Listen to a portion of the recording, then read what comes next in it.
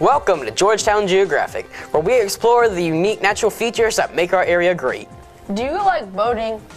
Do you like fishing and swimming? Then you'll love this next story. Yes, we decided to look at our rivers. We have 5 gigantic waterways, like the Waccamaw, the Petey, the Black River and the Sandpit River. And at our southern border, the Santee. We recently sent ace reporters Jack and Kate to the field to learn more. Don't you mean into the river? Ha ha ha! They're actually at a conference. Hello, Jack and Kate. Thanks, TJ and Ethan. We're at the Horry County Museum in Conway. That's right. The 2017 Waccamaw Conference, Innovation on the River, Past, Present, and Future. We spent the afternoon touring the museum and hearing from river experts. There's a giant aquarium full of local fish, a poster contest featuring the artwork of area kids, and exhibits galore. One of the speakers at the event is Walter Hill, the director of the Horry County Museum. He has an interesting look back in time, and he says the rivers are the reason we're here. Local rivers have been a mode of transportation since prehistory. Native Americans traveled up and down them all the time. These rivers and waterways became portals of trade into other Native American communities for confederations and trades, political agreements, and so forth. So the whole society was based on being able to access one another, and the rivers provided that. When Europeans arrived in the Low Country, they launched expeditions up the rivers. They found abundant natural resources and deep waterways to transport those resources. Early settlers, early colonists were realizing that there was some tremendous value to this place, largely in part to the fact that it had a river running through it.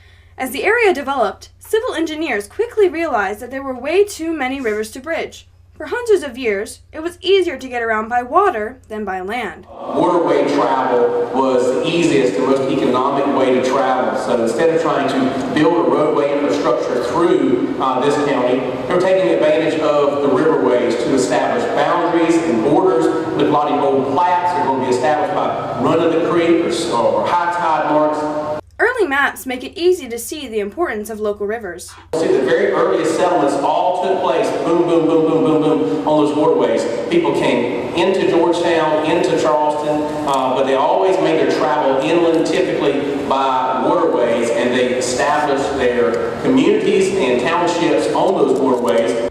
As people settled the area, industries and livelihoods centered on the rivers. So, of course, rice and indigo, naval stores, later timber, and some shipbuilding, and of course fishing. Now, point out fishing here, I'll be real quick, say, not necessarily fishing as a commercial industry like you may have seen, say, for instance, in Winyaw Bay in Georgetown County, but fishing as part of the livelihood is feeding your family, going out with hook nets or bow nets and catching fish and putting up fish that you would feed the family with through the year. The area's vast timber stores allowed settlers to make turpentine and tar for boats, but not just local boats. The marketplace at that time was a global marketplace.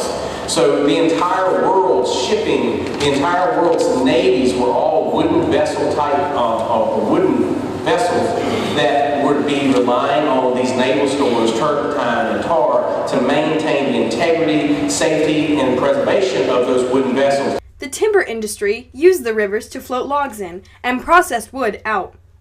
So that meant that these sawmills were built up on the sides of the rivers, logging took place next to the rivers, were drilled there, log rafts were put together, and then floated to their destination, which would typically be a deeper water area of the river where they could have heavier boats come up to them. Before and after the invention of the automobile, travelers by road still ended up at river crossings. To get folks across, communities began building and running ferries.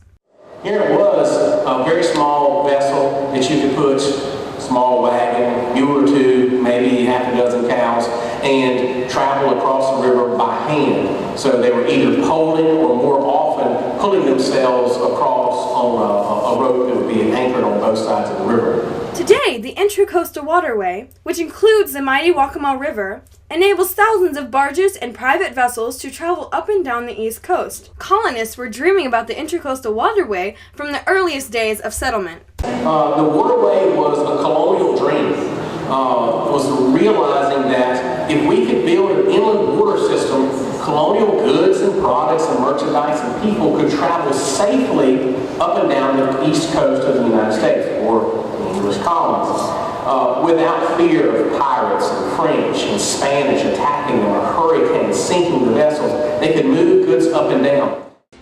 Our rivers today are mainly used for hunting, Fishing, floating around, seeing the sights. swimming, skiing, You get the idea. We've always needed them. and we always will.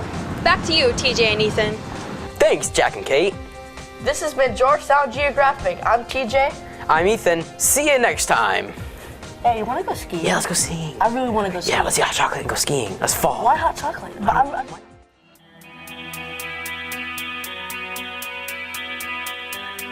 Welcome to Georgetown Geographic, where we explore the unique natural features.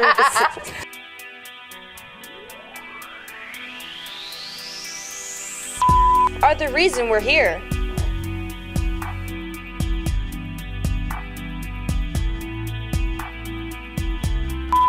Do you like the boat? Do you love swimming and fishing? And this is this.